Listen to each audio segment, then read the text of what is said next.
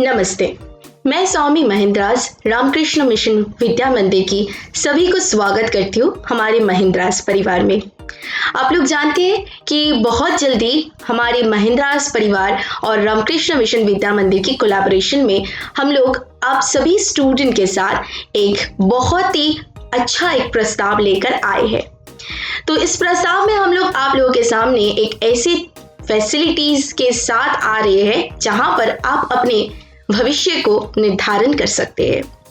आप लोग जानते हैं कि महिंद्रास लास्ट कुछ साल में बहुत बच्चे को हमारे गवर्नमेंट सेक्टर्स में सिलेक्शन दिलाए हैं। तो बहुत लोगों की ये उम्मीद रहते हैं कि आफ्टर ग्रेजुएशन हम कौन से सेक्टर्स में जाएंगे। प्राइवेट सेक्टर्स में बहुत सारे कंपटीशंस, तो यहाँ पर बहुत लोगों की ये मंजिल होते हैं कि हम लोग क्यों ना गवर्नमेंट सेक्टर्स में जाए और हमारे 60 इयर्स तक 60 साल तक हमारी जिंदगी को सुरक्षित बनाए, हमारे फैमिली को सुरक्षित बनाए। और इसी कारण से महिंद्रास हमारे रामकृष्ण मिशन विद्या मंदिर की सभी विद्यार्थी के लिए एक बहुत बढ़िया एक मौका लेकर आए हैं, जहां पर हम आप लोगों के साथ एसएससी, आईबीपीएस मतलब बैंकिंग की ये सारी कॉम्पिटिटिव एग्जाम्स की क्वेश्चंस, पैटर्न्स, कोर्स लेकर आप लोगों के साथ आ रही है। बहुत लोगों की ये इच्छा होती है कि हम आफ्टर ग्रेजुएशन प्रिपरेशन लेंगे, तो यहाँ पर सही से प्रिपरेशन लेना बहुत ज़रूरी होते हैं कि प्रिपरेशन कैसे हो रही है। प्रिपरेशन के साथ साथ ये भी ज़रूरत होती है कि प्रिपरेशन के मेथड सही है कि नहीं। गाइडेंस बहुत बड़ी चीज़ होती है और इसी कारण से महिंद्रास आप लोगों के साथ, आप लोगों के हाथ पकड़ के अब ये बहुत बड़ी एक जर्नी में हम लोग शामिल हो रहे हैं आप लोगों के साथ। तो अगर देखा जाए, आप लोगों को थोड़ा आइडियाज देते हैं ये गवर्नमेंट सेक्टर्स के बारे में। तो कुछ लोगों की ख्वाहिश होते हैं कि हम ऑफिसर्स बनेंगे, गवर्नमेंट इंडिया की जितने सारे बड़े बड़े मिनिस्ट्री मंत्रालय है यहाँ पर काम करेंगे। कुछ लोगों की ख्वाहिश होते हैं कि हम मैनेजर बनेंगे, हम बैंकर बनेंगे, बैंक में नौकरी करेंगे। तो ये अलग अलग जो सेक्टर्स होते हैं गवर्नमेंट की, और महिंद्रास अब सभी को गवर्नमेंट की ये सारे सेक्टर्स में कॉम्पिटिटिव एग्जाम्स के द्वारा जो एग्जाम रिटन और ऑनलाइन ऑफलाइन जो एग्जाम्स होते हैं उसकी तैयारी करवाते हैं। तो अगर हम बात करें आईबीपीएस मतलब कि बैंक की, तो आप लोग जानते हैं कि बैंक की आईबीपीएस ये कंडक्ट करते हैं हमारे बैंकिंग इंडस्ट्री में जो सारे एग्जाम्स होते हैं, एसबीआई को छोड़कर, क्योंकि एसबीआई अभी ऑटोनॉमस है। तो आईबीपीएस में आईबीपीएस पीओ, क्लर्क ये सारे एग्जाम्स होते हैं। इसके साथ साथ आरआरबी जो रीजनल रूरल बैंक है, आईबीपीएस इनके लिए अलग से एग्जाम कंडक्ट करवाते हैं। तो आप लोग जानते होंगे रिसेंटली आईबीपीएस पीओ की, एसबीआई पीओ के रिजल्ट आए हैं। आरआरबी पीओ की मेंस के रिजल्ट के बाद जो आपकी इंटरव्यू प्रोसेस होते हैं वो भी खत्म होकर रिजल्ट आ गए। तो बेसिकली अगर देखा जाए बैंकिंग सिस्टम में ये सब कुछ बहुत फर्स्ट होते हैं। तो आप अगर अपनी मंजिल तक पहुंचने की कोशिश कर रहे हैं और बहुत जल्दी, तो आपके लिए ये बहुत बढ़िया एक अपॉर्चुनिटी है कि आप महिंद्रास के साथ बैंकिंग की प्रिपरेशन ले सकते हैं। तो आपको आइडिया देते हैं कि बैंकिंग प्रिपरेशंस लेने के लिए क्या क्वेश्चंस होते हैं, किस प्रकार की, बस थोड़ा सा एक आइडिया देते हैं कि किस सब्जेक्ट की प्रिपरेशन जरूरत होती है। देखिए, बैंकिंग एग्जाम्स जो होते हैं क्लरिकल लेवल की अगर बात करें, तो यहाँ पर क्लरिकल या मेंस दोनों में ही दो सेक्टर, तो फर्स्ट दो फेज होते हैं। पहले आपके आते हैं प्रीलिम्स, प्रीलिम्स के बाद होते हैं आपकी मेंस। प्रीलिम्स में क्वालिफाई करोगे, 3 सब्जेक्ट्स आपके यहाँ पर रहेंगे, GI, reasoning, maths, quantitative aptitude जिसको हम लोग कहते हैं, और आपके इंग्लिश। फिर आपके मेंस में यही 3 सब्जेक्ट के साथ ऐड ऑन हो जाएगा बैंकिंग जनरल अवेयरनेस, जहां पर आपको करंट अफेयर्स, स्टैटिक जीके ये सारे पार्ट की आपको पढ़ना पड़ेगा। और इसके बाद अगर हम पीओ लेवल की ऐसे कोई एग्जाम्स की बात करें, क्लरिकल लेवल में कोई इंटरव्यू नहीं, प्रोसेस की जरूरत नहीं है, पर आपके मेंस की अगर बात करें पीओ लेवल के मेंस क्रैक करने के बाद आपकी जो नेक्स्ट एग्जाम होते हैं वो होता है आपके पर्सनल इंटरव्यू। महिंद्रास आपको प्रीलिम से शुरू करके आपके हाथ पर्सनल इंटरव्यू, आपके इंटरव्यू सेशन तक, मॉक इंटरव्यू सेशन, सब कुछ की तैयारी करवाते हैं। तो इसीलिए बहुत ही अच्छा एक प्रस्ताव लेकर महिंद्रास आप लोगों के साथ आए हैं कि आप लोग हमारे साथ आईबीपीएस, आरआरबी, बैंकिंग की, एसबीआई ये सारे सेक्टर्स की तैयारी कर सकते हैं। सिर्फ यही नहीं, एलआईसी को भी अगर देखा जाए, बैंकिंग एग्जाम्स जो जैसे पैटर्न में होते हैं, एलआईसी का भी एग्जाम मोर और लेस सेम पैटर्न्स में ही होते हैं। सेम कॉन्सेप्ट, सेम सब्जेक्ट, बस आपको यहाँ पर इंश्योरेंस सेक्टर्स के बारे में थोड़ा अलग से जानकारी चाहिए, बाकी सब कुछ मोर और लेस सेम टू सेम। तो देखिए, बैंकिंग एग्जाम के लिए अगर आप तैयारी कर रहे हैं, सिर्फ क्लर्क पीओ ही नहीं या फिर जूनियर असिस्टेंट ही नहीं, आप लोग क्या कर सकते हैं, एलआईसी के एएओ, एडीओ के लिए भी आप लोग अप्लाई कर सकते हैं। तो अपॉर्चुनिटीज यहाँ पर और भी ज्यादा होते हैं। फिर हम आते हैं एसएससी, स्टाफ सिलेक्शन कमीशन, जो सेंट्रल की एग्जाम है। तो देखिए, स्टाफ सिलेक्शन कमीशन की अगर बात करें तो स्टाफ सिलेक्शन कमीशन में हर साल में बहुत सारे एग्जाम कंडक्ट होते हैं। जैसे बैंक में हर साल आईबीपीएस पीओ क्लर्क हो रहे हैं, RRB IBPS RRB PO clerk हो रहे हैं, एसबीआई की एग्जाम हो रहे हैं, ये सब अलग अलग के एग्जाम्स हो रहे हैं हर साल में। वैसे ही एसएससी में बहुत सारे ब्रांच है, सीजीएल है, सीएचएसएल है, एमटीएस है, स्टेनोग्राफर है, इतने सारे एग्जाम के ऑफर लेकर एसएससी आपको पूरा साल भर आपको ये सारे अपॉर्चुनिटीज देते हैं, जहां पर आप फॉर्म फिलअप करके आप एग्जाम को अटेम्प्ट कर सकते हैं और एक के बाद एक फेज क्रैक करके आप अपने मंजिल तक भी पहुंच सकते हैं। तो इसके बारे में थोड़ा सा आप लोगों को आइडिया देते हैं, जैसे कि एकदम बेसिक से बात करते हैं। एसएससी एमटीएस की अगर बात करें, देखिए एमटीएस अगर बात करें तो ये एकदम मतलब कि बच्चे जैसे एग्जाम है, हमारी मंजिल होना चाहिए और भी ऊपर की तरफ सीजीएल। तो देखिए, एमटीएस का आपको 10th पास होने से ही आप एमटीएस के लिए अपियर कर सकते हो, पर यहाँ पर मिनिमम जो एज लिमिट है ये आपके 18 मिनिमम ईयर्स होना चाहिए। तो आफ्टर 10 पास आपके पास मिनिमम ये एलिजिबिलिटी क्राइटेरिया होते हैं। आप सभी लोग तो भाई 10 ईयर्स 10+2 और ग्रेजुएशन लेवल अभी आप लोग कंप्लीट कर रहे हैं, तो ऑब्वियसली आप लोगों के पास एमटीएस तो कोई ऐसे खतरनाक कोई चीज नहीं है, आप लोग तो एमटीएस बहुत अच्छे से ही क्रैक कर पाओगे। तो एमटीएस की अगर बात करें तो एमटीएस की जैसे रिसेंटली जो नोटिफिकेशन आए हैं, जो फरवरी में रिलीज हुआ है, 2021 की फरवरी की, ये 5 फरवरी ही रिलीज हुआ है, जिसका पेपर 1 के एग्जाम होने वाले हैं हमारे जुलाई ऑनवर्ड्स, ठीक है, 1 जुलाई से 20 जुलाई के अंदर में इसकी पेपर 1 के एग्जाम भी होने वाले हैं। एक बार साल में ये कंडक्ट होते हैं और ये एमटीएस आपको गवर्नमेंट ऑफ इंडिया की जितने group C, even non gazetted जो पार्ट होते हैं, जितने सारे मंत्रालय के ये सारे group C and non gazetted जो सेक्शन होते हैं, यहाँ पर आपको ऑप्शन ये डेजिग्नेशन देते हैं। यहाँ पर अगर हम पेपर 1 की बात करें तो देखिए, पेपर 1 में आपको क्या क्या सब्जेक्ट की जरूरत है, आपको रीजनिंग पढ़ना है, आपको न्यूमेरिकल एप्टीट्यूड पढ़ना है, इंग्लिश और साथ में जनरल अवेयरनेस। जनरल अवेयरनेस में साइंस एंड टेक्नोलॉजी, स्टैटिक का पार्ट आती है, कुछ current affairs, history, geography, Indian history, geography, ये सब कुछ मिला के होता है जनरल अवेयरनेस। ये आपके होते हैं पार्ट 1, पेपर 1 की बात कर रहे हैं। तो पेपर 1 में आपका क्वेश्चन रहते हैं 100, मार्क्स रहते हैं 100। ईच सेक्शन से आपकी 4 सेक्शन की बात कही मैंने, मैथ्स, इंग्लिश, रीजनिंग एंड जीए, ये 4 सेक्शन से 25 करके क्वेश्चन होते हैं। टोटल क्वेश्चन रहते हैं 100 मार्क्स की क्वेश्चन और आपका फुल मार्क्स भी 100 में। इसके बाद आते हैं ये 90 मिनट्स का एग्जाम होता है। फिर आपकी पेपर 2 आते हैं, मतलब कि पेपर 1 की सिलेक्शन के ये क्रॉस होने के बाद आपके पेपर 2 एग्जाम हो जाएगा। पेपर 2 में आपका डेस्क्रिप्टिव लैंग्वेज आते हैं। डेस्क्रिप्टिव में 30 मिनट्स का टाइम होता है और ये जो टाइम पीरियड आपका होगा, इसके अंदर में आपको एक इंग्लिश और हमारे संविधान के अनुसार में जो 8th शेड्यूल में जो सारे भाषा आ रहे हैं, ये भाषा में से कोई भी भाषा के आप चयन कर सकते हैं। तो इंग्लिश या फिर जो हमारे बाकी सारे लैंग्वेजेस है जो 8th शेड्यूल के अंदर में कैटेगराइज्ड है, ये इनमें से आप कोई भी एक लैंग्वेज में ऐसे या फिर लेटर राइटिंग जो आते हैं डिस्क्रिप्टिव में, यही बस आपको एमटीएस में अटेम्प्ट करना है। एमटीएस की थोड़ा ऊपर वाले बात करते हैं, सीएचएसएल की बात करते हैं, जिसके लिए आपका मिनिमम क्या जरूरत है, 12th पास और कुछ नहीं है। मिनिमम एलिजिबिलिटी क्राइटेरिया बताया गया है 12th pass combined higher secondary level exams के लिए।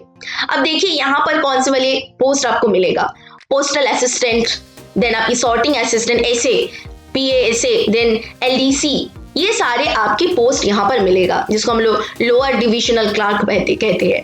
डाटा एंट्री ऑपरेटर्स, ये सारे DPA, DO, ये सारे पोस्ट आपको मिलेगा, पोस्ट यहाँ पर CHSL के लिए मिलते हैं।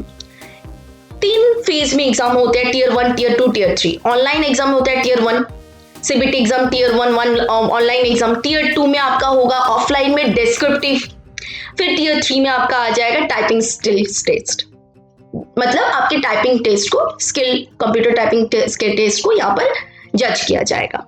ये होते हैं CHSL जो हर साल में एक बार करके आते हैं। दिसंबर में हो गया है इसका फॉर्म फिलअप, फिर से इस साल में आने वाले हैं, पर इस साल में कॉन्सेप्ट में हम लोग कुछ शायद नहीं देखेंगे, वो चीज के बारे में बताएंगे जो NRE-CET है। CHSL के बात हुआ तो थोड़ा CGL के बारे में भी बात कर लेते हैं। बहुत लोग सोचते हैं अरे बाबा CGL तो बाहुबली एग्जाम है, सबसे ऊपर में है, CGL क्रैक करना भी पॉसिबल है, इतना खतरनाक कुछ नहीं है अगर मेथड, प्रिपरेशन की मेथड सही रहते हैं। तो देखिए CGL का जो एग्जाम है, जो लास्ट मान लीजिए दिसंबर 2020 में जो रिसेंटली हमारे फॉर्म फिलअप हुआ है, इसका एग्जाम होने वाले हैं हमारे इस साल की मई जून ऑनवर्ड्स। ओके, ये टीयर 1 होने वाले, यहाँ पे टीयर 4 चार फेज होते हैं, tier 1, tier 2, tier 3, tier 4। Tier 1 में आपका ऑनलाइन एग्जाम होगा MCQ, टीयर 2 में भी सेम, टीयर 3 में आपका डिस्क्रिप्टिव रहेगा, जैसे CGL का जैसे मैंने MTS का बताया वैसे CGL में भी आपका डिस्क्रिप्टिव रहेगा, और फिर टीयर 4 में जाकर आपका टाइपिंग स्पीड टेस्ट ये जज किया जाएगा। तो ये सब कुछ मिलाकर कंप्यूटर स्किल, ये सब कुछ मिलाकर डॉक्यूमेंटेशन होकर आपकी रिजल्ट आ जाते हैं।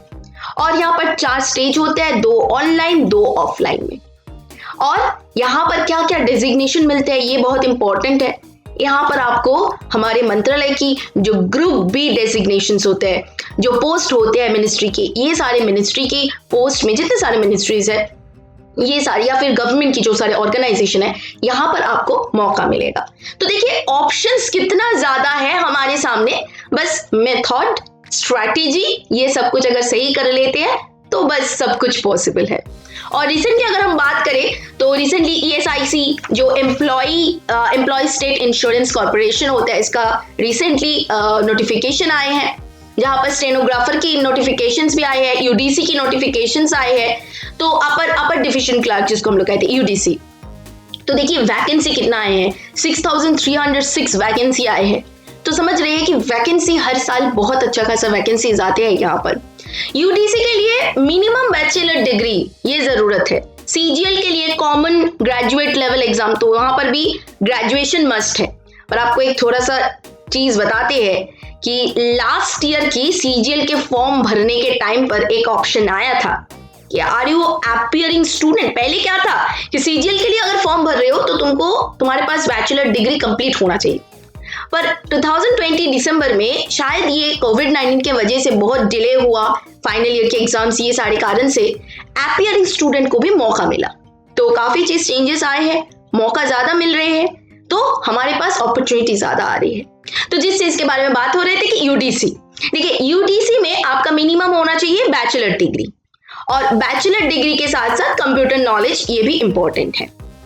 UDC का और स्टेनोग्राफर दोनों में ही 2 फेज में एग्जाम होते हैं। अगर फर्स्ट फेज की बात करें, पेपर 1 की बात करें, तो यहाँ पर आपके क्या क्या सब्जेक्ट होगा, वही GA, GI, QA, इंग्लिश, बस यही 4 सब्जेक्ट, जहां पर आपकी 100 क्वेश्चन होगा, 100 क्वेश्चंस रहेगा।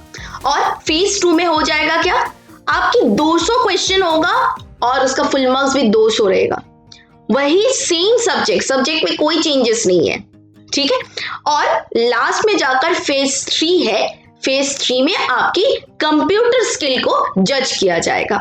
तो रिसेंटली UDC का जो नोटिफिकेशन आए हैं, जो नेक्स्ट हम लोग कह सकते हैं कि मार्च एंड टू अप्रैल से ये शुरू भी होगा बहुत जल्दी, इसका फॉर्म फिलअप की नोटिफिकेशन आ गई है कि इसका ऑनलाइन एप्लीकेशन बहुत जल्दी शुरू होने वाले हैं।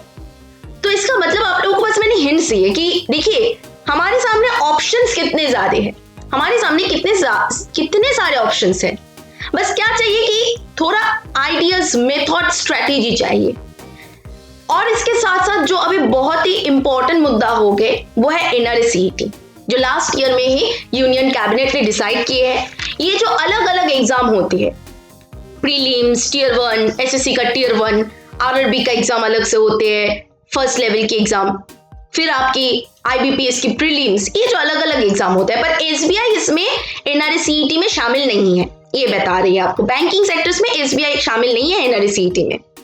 पर इसको छोड़कर हमारे IBPS, SSC एंड हमारी जो RRB रीजन, हमारी RRB का मतलब ये मैं बोल रही हूँ रेलवे बोर्ड की, रिक्रूटमेंट रेलवे बोर्ड की बात कर रही हूँ।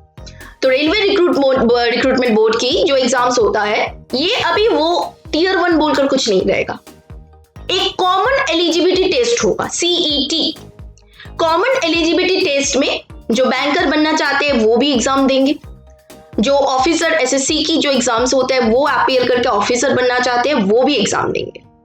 और ये हम लोगों के पास जो खबर है अभी हम लोग जानते हैं कि इसका स्कोर कार्ड 2 साल तक वैलिड रहेगा और 1 साल में 2 बार CET होगा। तो इसका मतलब अगर मान लीजिए पहली बार एग्जाम दिए तो CET का स्कोर अच्छा नहीं हुआ तो आप सेकेंड टाइम भी आप ट्राई कर सकते हो 1 ही साल में।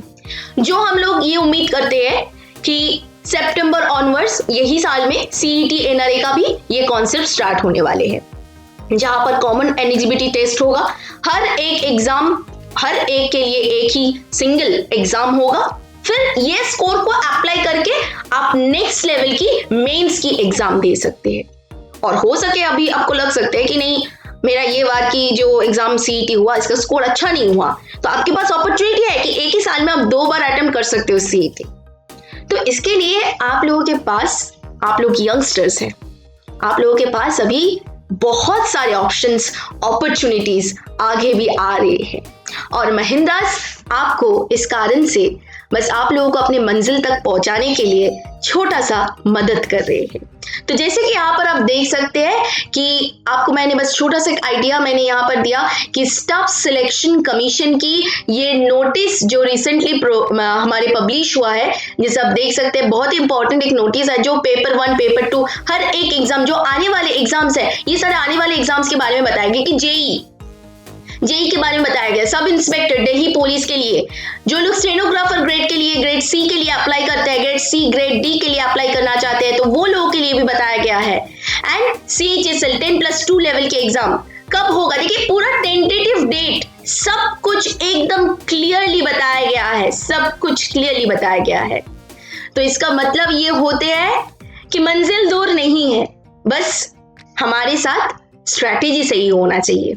और ये स्ट्रैटेजी को सही करने के लिए हमारे साथ, आप लोगों के साथ हम लोग हैं, महिंद्रास परिवार आप लोगों के साथ जुड़ रहे हैं और इसी कारण से बहुत अच्छा अपॉर्चुनिटी लेकर हम लोग आपके पास आ रही है। हमारे ऑफलाइन एंड ऑनलाइन क्लास शुरू हो रहे हैं SSC बैंकिंग के प्रिपरेशन के लिए। तो SSC और बैंकिंग के प्रिपरेशन अगर आप करना चाहते हैं महिंद्रास परिवार के साथ, तो ये क्लासेस स्टार्ट हो रहे हैं जुलाई ऑनवर्ड्स। तो आप लोग देर मत करिए, हमारे साथ आप लोग कनेक्ट कर सकते हैं और इसके सारे डिटेल्स आप लोगों के साथ बहुत जल्दी शेयर भी हो जाएगा। सो थैंक्स अ लॉट हमारे साथ जुड़ने के लिए और आगे आशा करते हैं आप लोग भी बहुत जल्दी आप लोगों की मंजिल तक पहुंचेंगे और आपके ये सफर में महिंद्रास आप लोगों के साथ देंगे। So thanks a lot.